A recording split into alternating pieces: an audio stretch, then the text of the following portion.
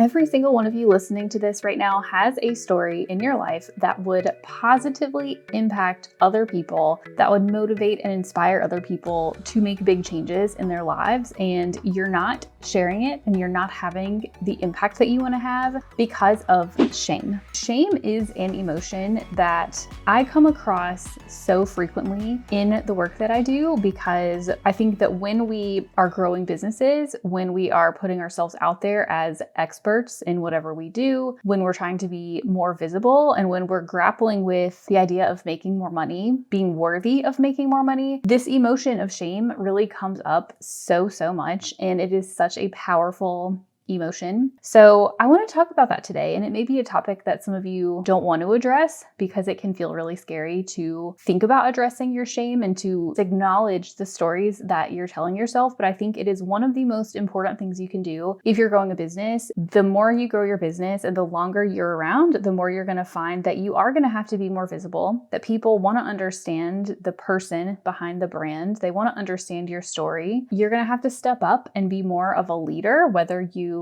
realize that or not. In order to do those things successfully, you have to start unwinding and releasing the shame that you have over certain things that may have happened in your life. You are listening to the Profit and Prosper podcast, the podcast where I will teach you how to take home a six-figure paycheck from your business without having to sacrifice your life today. A couple weeks ago, over on my Instagram, was actually the anniversary of the day that I got married in my first marriage. So I have been married twice. I posted a story about my own shame that I have around getting married and divorced at a really young age, and some of the money stuff that came up around that whole experience. And I don't think in all of the years that I have been on social media, every time I share this story, it resonates like nothing else I ever talk about. And it's not necessarily something that I want to talk about all the time. In fact, I used to not even be able to talk about it without being able to just cry. It still is pretty raw, but I'm a lot better at talking about it now because I've just gotten used to it and I've shared my story so many more times. And whether you have experienced a similar story in your life or not, I think that the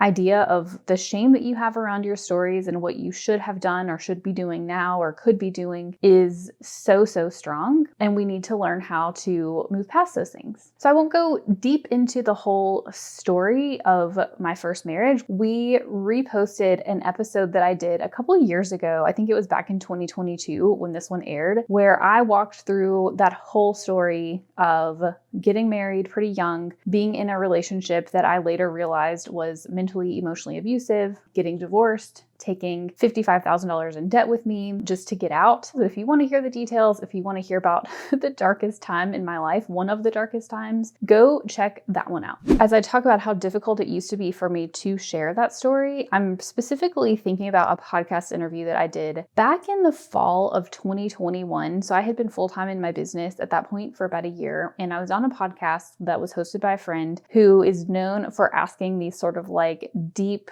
straight to the heart of things questions, Kyle King. And I don't remember the exact question he asked me, but it was something along the lines of like, what is the hardest lesson you've learned in your life? What is the darkest time in your life? And I couldn't answer it because I felt like I was going to just start crying. And at that point, I was not comfortable doing that on a live video podcast. It actually took working through telling that story. Interestingly, his girlfriend at the time, Kiana, she had an event for women, and it was just talking about how to level up in your life. It was right before I posted that podcast episode. At that event, one of the prompts that I had to answer at this table full of like 25-ish women was talking about something that I regret in my life. And I just remember like bursting into tears, talking about how I missed out on so many experiences in my life because of that relationship that held me back, that I didn't do things because I was afraid of doing them or because he told me not to do them. And I have a lot of regrets about that. It took a lot of my 20s, my,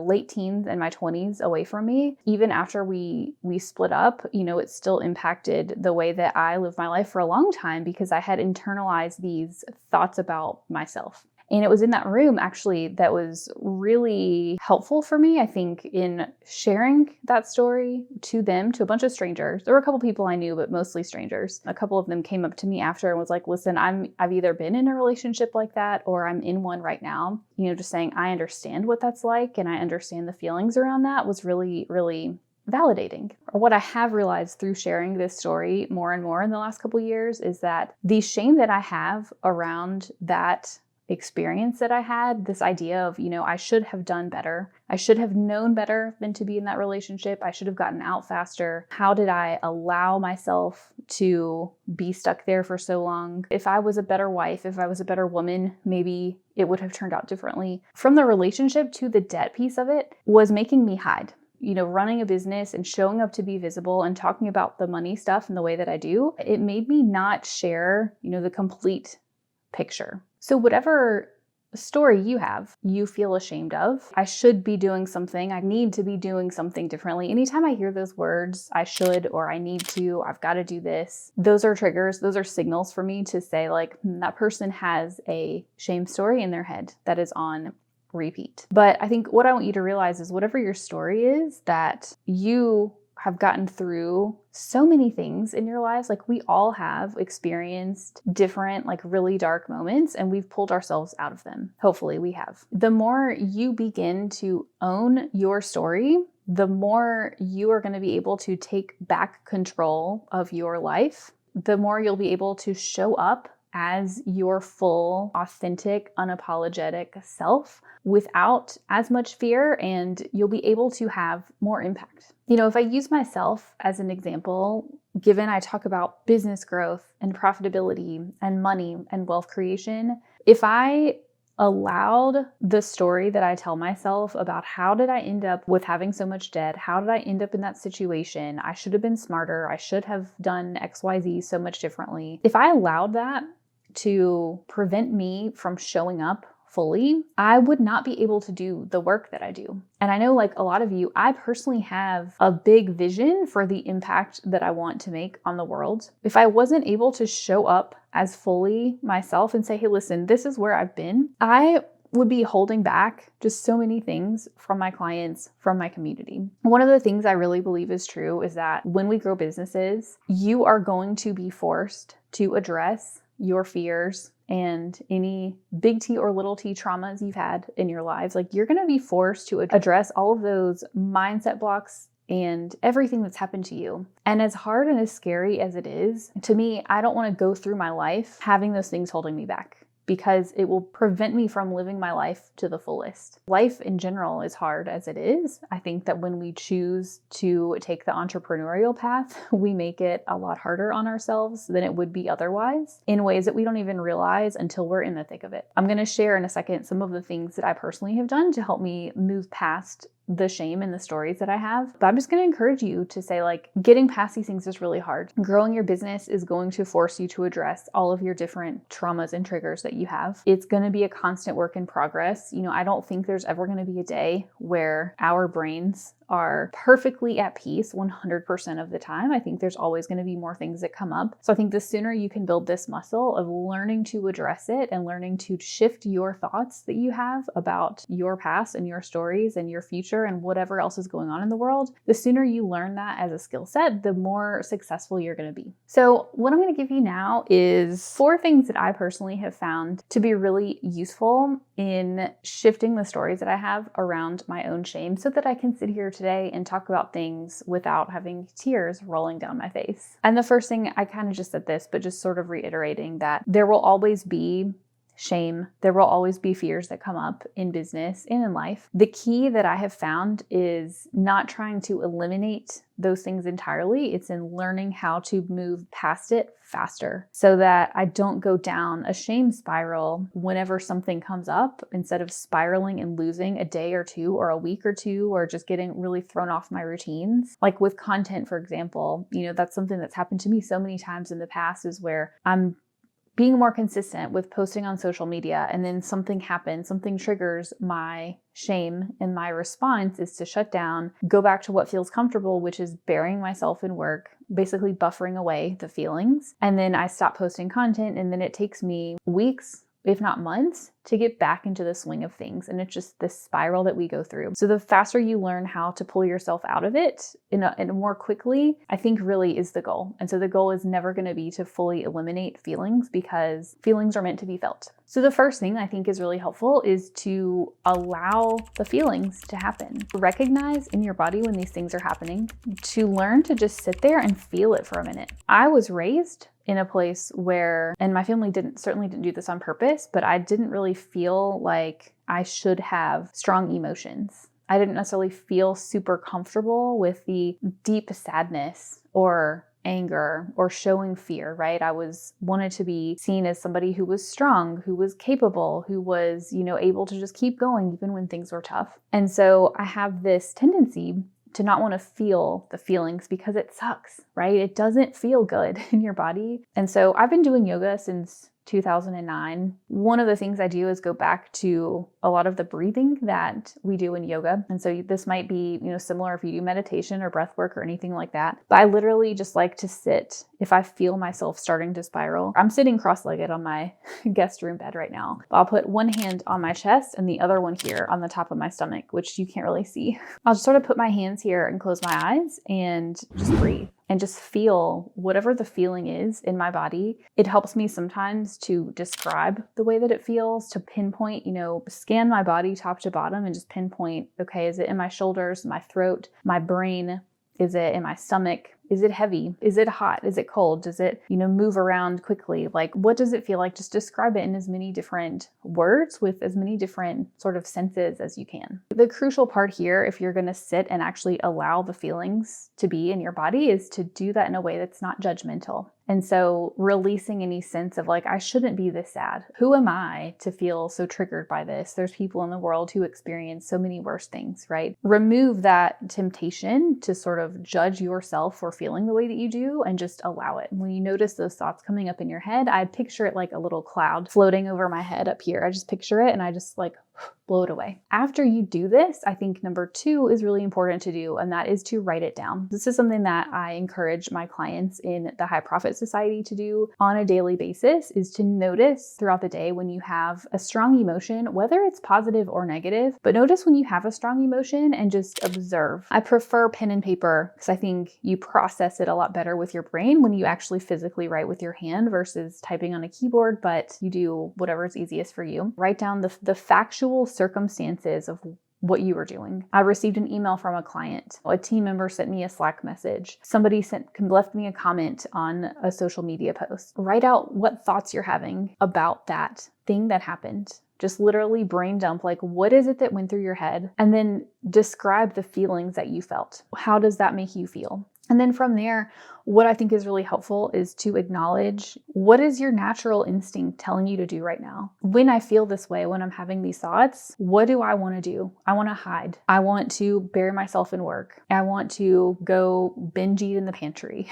Whatever it is, ask yourself, like, what would this make me do? And then what does it mean about me as a person? Like, what do I make this thought process or this feeling or these actions mean about me? So for example, somebody leaves me a post. This happened on YouTube recently. Somebody said, "Yo, wow, 4 views on your video. Who even knows who you are?" My thought was, oh my God, right, you're right. Nobody does know who I am. I don't have a huge audience on here. Why should I even bother posting? And then my action from there would be to hide, to not post anymore. What do I make this mean about me is that I'm failing at being a content creator because I haven't grown an audience super quickly yet. When you pause and acknowledge those things, you can begin to ask yourself, okay, is this actually true? Is it actually a true statement that I'm a huge failure at being a content creator? And the answer is no. I still make really great money from having not a huge audience. And I actually enjoy the content creation. And I get a lot of good feedback from people who do consume content. Okay, number 3 that I think is really helpful when I find myself in this spiral is to get support. What I'll do is I will reach out to my, network of people who are close to me, whether it's my husband, my sister, it could be my business coach, it could be a friend that I have, just somebody who I know, who I trust, to help me process what happens. And a lot of times when I get support, I'm not necessarily asking them, what should I do from here? I'm using them as just helping me to process things out loud. Sometimes I think when you have your sort of thought spiral about, whatever your shame is, I think when you go and tell somebody else those words out loud, you realize just how ridiculous it is. So reaching out, using your support network, finding people who you trust who also understand what's happening. I may not reach out to my family if I'm having something come up in business because they're not business owners and they don't necessarily understand what it's like, and they might be sympathetic, but they're really not going to get me on a deeper level. Having a community of people around you who do understand what it's like, and even I'll say as my business has grown, I've found it to be really important to find other people who are at the same stage or even a higher stage of business than me, because as you grow your business, you do come across new levels of things. It's somebody who's just starting out or somebody who doesn't have a team or whatever may not fully comprehend. And then the fourth thing I think is really helpful is to start to share your story. And this one's probably the hardest. Maybe you wait until you're good at the other three before you do number four. But I will tell you from personal experience that there's a lot of fear. I had a lot of fear about sharing my story out loud, about getting married, getting divorced at such a young age and being stuck in that relationship and having the debt that I had and all of it. And I thought to myself, if I say this out loud, people are going to think less of me. They're not going to view me as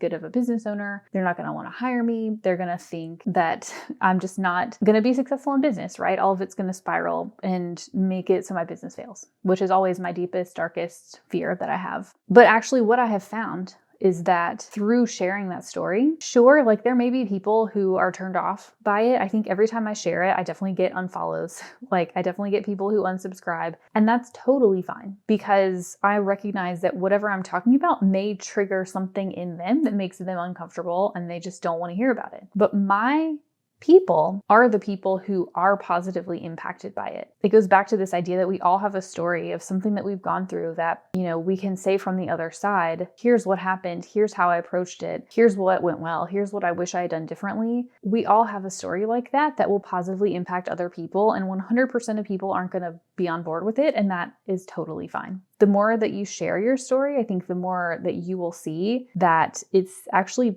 pretty safe for you to do that in most cases, right? Like people will be supportive when you show up and are vulnerable. And the people who aren't supportive, you have 100% permission, delete, block, keep them out of your social media presence or friend group or whatever it is if they don't respond in a supportive way. But the more that I share my story, the more I normalize it to myself, the more I show to myself that it actually is safe to talk about these things and it is possible for me to meet the goals that I want to meet while also being open and honest and vulnerable. And that makes it even easier to keep sharing it over time. That is all I've got for today. So I hope that this was helpful to you. For some of you who, like I said, whether you have been through a situation like I have or not, we all have a story of something that we feel ashamed of in our lives, probably lots of them. Hopefully my story of how I have used my story, my past, the things that I've experienced in my life in order to help me grow my business and impact other people is something that, helps you do the same, because I think you have amazing things, so much potential for what you can do if you are willing to open up and share the more, vulnerable side. So if this was helpful, I will ask that you share it with a friend, share it to your Instagram stories. Make sure you tag me because I love to see when people share it. Just help spread the word, because that is the best way for me to be able to continue to grow the podcast and impact more people. That's all I've got for today, y'all, and I'll see you back next time.